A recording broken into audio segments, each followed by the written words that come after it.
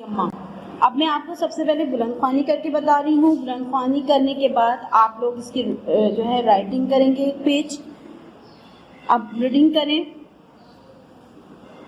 ابھی میرے بوڑھے ہاتھوں میں اتنی قوت ضرور باقی ہے کہ تم دونوں کا گلا گھونٹ سکوں، اور اگر تم نے انگریز سے معافی مانگی تو میں واقعی تم دونوں کا گلا گھونٹ دوں گی۔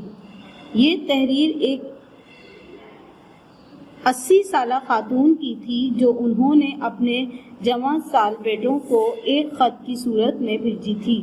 سفر کے دوران جب انہیں یہ بتایا گیا کہ ان کے 2 بیٹوں نے یہ اقرار کر لیا کہ انہوں نے ہی مسلمانوں کو بغاوت پر ابھارا ہے، اور یہ کہ وہ برٹش حکومت سے معافی مانگنے پر تیار ہیں، اس عظیم خاتون کو قوم نے دم الحرار کے خطاب سے نوازا۔ بیٹوں نے بوا کہا، پوتوں اور پوتیوں نے انہیں بھی اماں کہا، اور پھر وہ پوری قوم کی بھی اماں بن گئیں۔ اصلی نام آبادی بانو تھا۔ 1852 عیسوی میں امروہہ ضلع مراد آباد میں پیدا ہوئی۔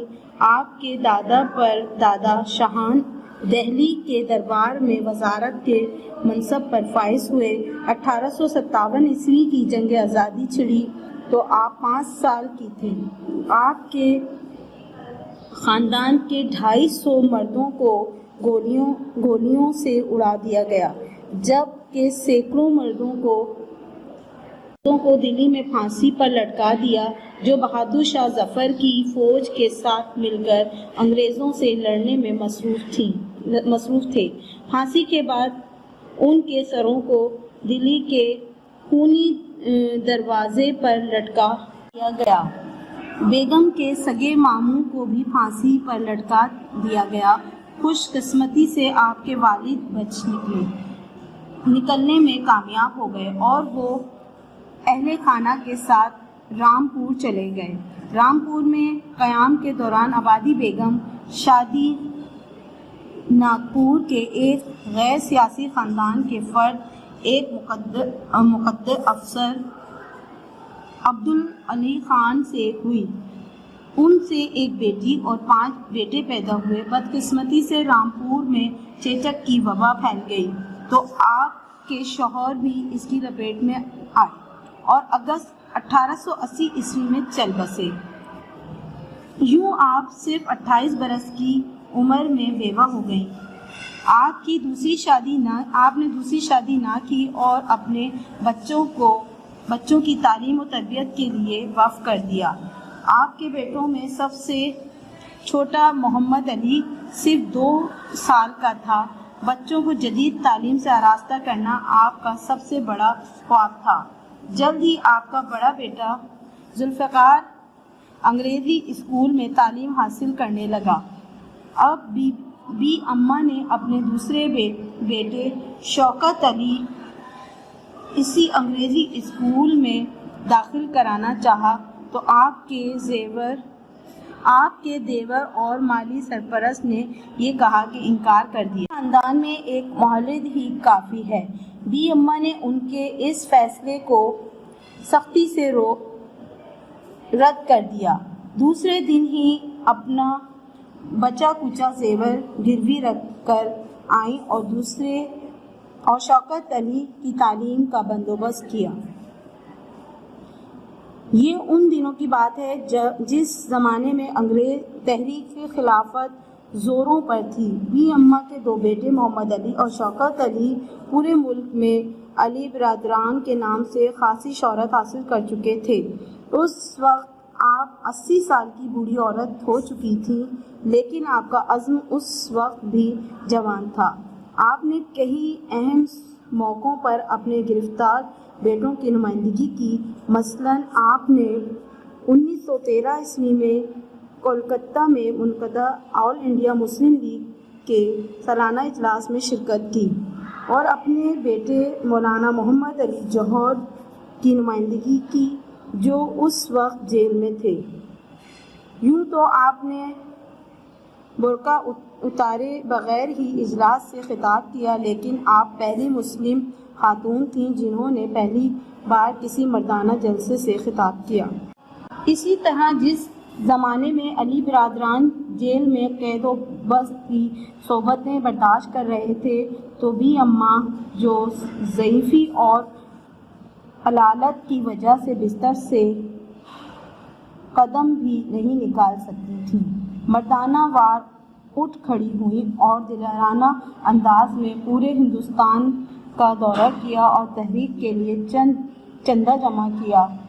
سفر کے دوران جب آپ کو یہ بتایا گیا کہ مولانا محمد علی، شوکت علی دونوں نے یہ قبول کر لیا کہ انہوں نے ہی مسلمانوں کو بغاوت سے ابھارا ہے اور یہ کہ وہ برٹش حکومت سے معافی مانگنے پر تیار ہیں، تو بی اماں نے بیٹوں کے نام فوراً ایک خط لکھا، اگر تم نے معافی مانگی تو میں تم دونوں کا گلا گھونٹ دوں گی۔ اسی زمانے میں سنارنپور کے ایک گمنام شاعر منشی نور محمد نے 6 بندوں پر مشتمل ایک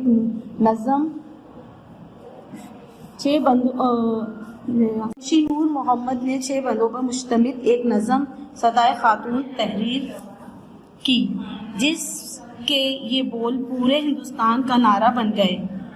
بولے اماں محمد علی کی، محمد علی کی جان بیٹا خلافت پہ دے دوں، کلمہ پڑھ کے پھانسی پر چڑھنا، جان بیٹا خلافت پر دے دوں۔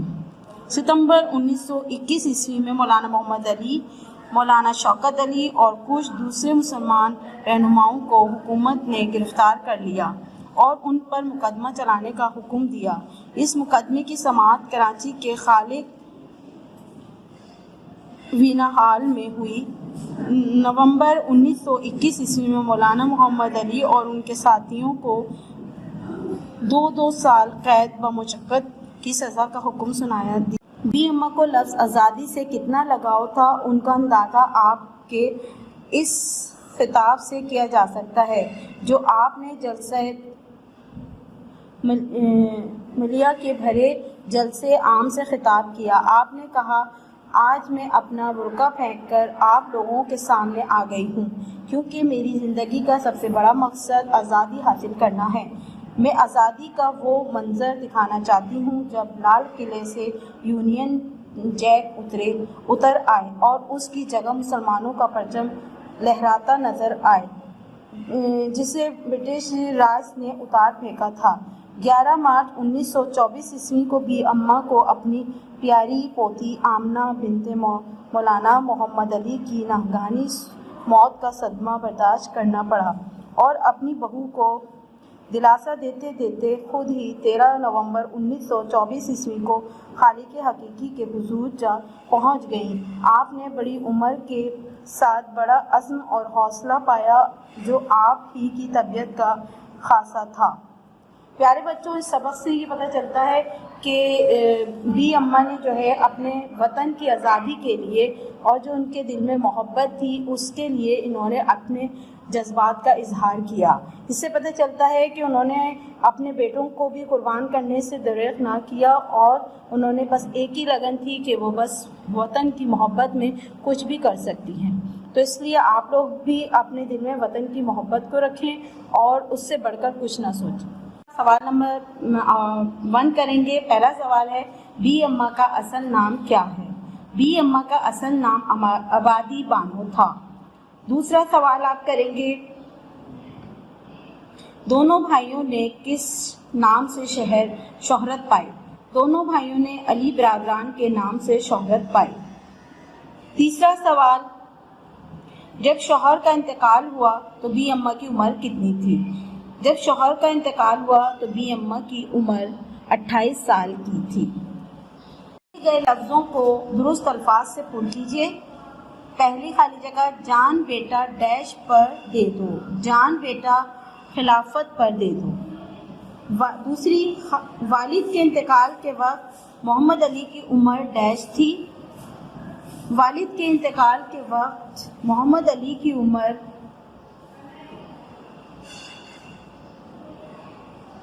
والد کے انتقال کے وقت محمد علی کی عمر ڈیش سال کی تھی؟